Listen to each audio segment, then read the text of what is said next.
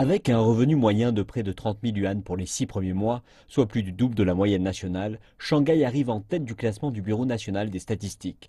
Les individus qui dépensent y sont aussi 2 fois plus nombreux que la moyenne nationale, avec 9 000 yuan sur la période de 6 mois. Certains employés de bureaux à Shanghai déclarent que tant que l'argent qu'ils gagnent ici est supérieur à ce qu'ils gagneraient dans d'autres villes, ils s'inquiètent néanmoins de la pression croissante de coûts en hausse. Le revenu à Shanghai est encore bien meilleur que dans les villes de second et troisième tiers. Il faut travailler pour gagner. Mon salaire n'a pas augmenté depuis 2 ans. Ce n'est pas suffisant pour mes dépenses de vie, nourriture, vêtements et prêts. Selon le Bureau national des statistiques, les hausses des dépenses de consommation au cours des 6 premiers mois ont atteint 6,1% dans le pays. Et à Shanghai, ce chiffre était de 7%.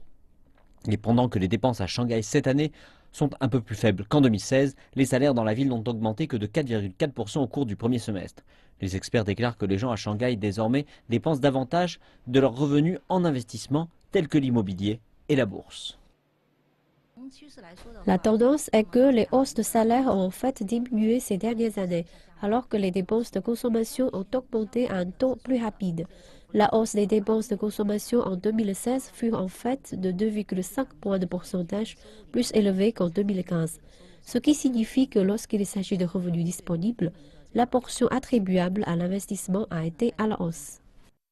Le revenu moyen disponible à Beijing et dans la province du Zhejiang a également dépassé les 20 000 yuan au cours des 6 premiers mois, atteignant les 2e et 3e places dans le pays.